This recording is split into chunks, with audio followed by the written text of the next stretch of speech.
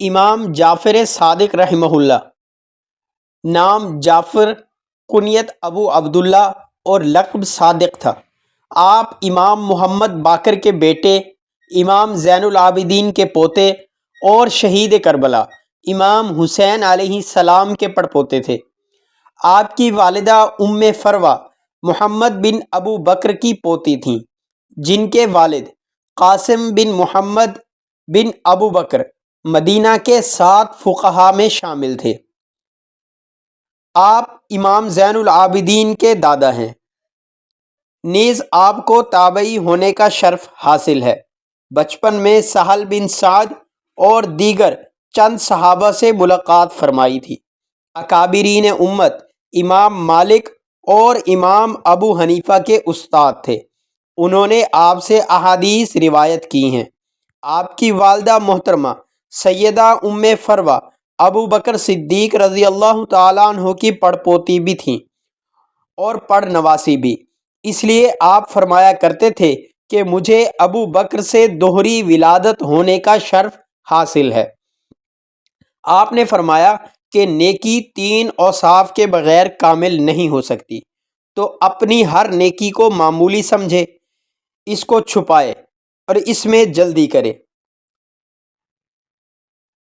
17 ربیع الاول بمطابق 80 ہجری 20 اپریل 702 کو آپ کی ولادت مدینہ منورہ میں ہوئی اور وفات 25 شوال 148 ہجری بمطابق 765 عیسوی مدینہ منورہ میں ہوئی۔ آپ کا نام جعفر اور کنیت عبداللہ تھی۔ آپ اس خانوادہ علم و عمل کے چشم و چراغ تھے جس کے ادنا سے ادنا خدام مسند علم کے وارث ہوئے۔ آپ کے والد امام باقر اس پایہ کے عالم تھے کہ امام اعظم ابو حنیفہ جیسے اکابر امت ان کے شاگرد تھے، اس لیے جعفر صادق کو علم گویا وراثت میں ملا تھا۔ فضل و کمال کے لحاظ سے آپ اپنے وقت کے امام تھے۔ ابن حبان کا بیان ہے کہ فقہ، علم اور فضل میں سادات اہل بیت میں تھے۔ امام نووی لکھتے ہیں کہ آپ کی امامت، جلالت اور سیادت پر سب کا اتفاق ہے۔ گو تمام حق پرست اہل بیت اکرام کو خلفائے اربعہ کے ساتھ یکساں عقیدت تھی، لیکن جعفر صادق کی رگوں میں صدیقی خون بھی شامل تھا، اس لیے آپ کو حضرت ابو بکر کے ساتھ خاص تعلق تھا۔ وہ اپنے جد امجد حضرت علی رضی اللہ تعالیٰ عنہ کی طرح ان پر بھی اپنا حق سمجھتے تھے، چنانچہ فرماتے تھے کہ مجھے علی سے جس قدر شفاعت کی امید ہے اتنی ہی ابو بکر سے۔ ایک مرتبہ ایک حاجی مدینہ میں وارد ہوا اور مسجد رسول میں سو گیا۔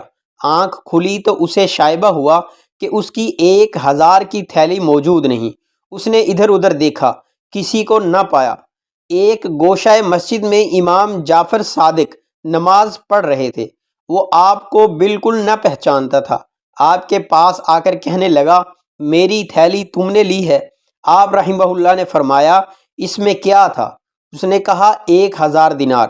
آپ نے فرمایا، میرے ساتھ میرے مکان تک آؤ۔ وہ آپ کے ساتھ ہو گیا۔ بیت الشرف پر تشریف لا کر 1000 دینار اس کے حوالے کر دیے۔ وہ مسجد میں واپس آیا اور اپنا اسباب اٹھانے لگا تو خود اس کے دیناروں کی تھیلی اسباب میں نظر آئی۔ یہ دیکھ کر وہ بہت شرمندہ ہوا اور دوڑتا ہوا پھر امام رحمہ اللہ کی خدمت میں آیا اور غلط خواہی کرتے ہوئے وہ 1000 دینار واپس کرنا چاہے، مگر آپ رحمہ اللہ نے فرمایا، ہم جو کچھ دے دیتے ہیں وہ پھر واپس نہیں لیتے۔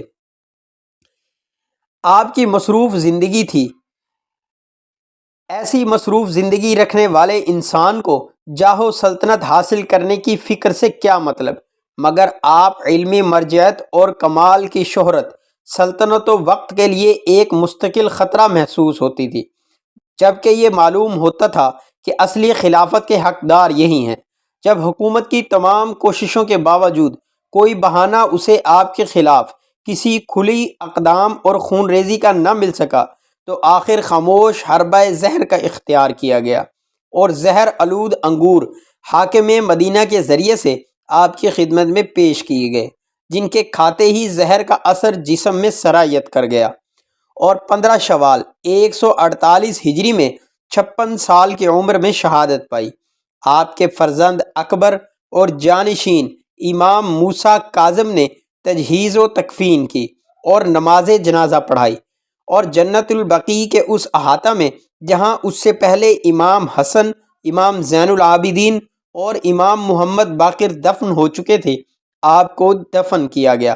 آپ اہل سنہ والجماعت کے پیشوا، بالخصوص طریقہ عالیہ نقش بندیہ کے سالار پیر طریقت ہیں۔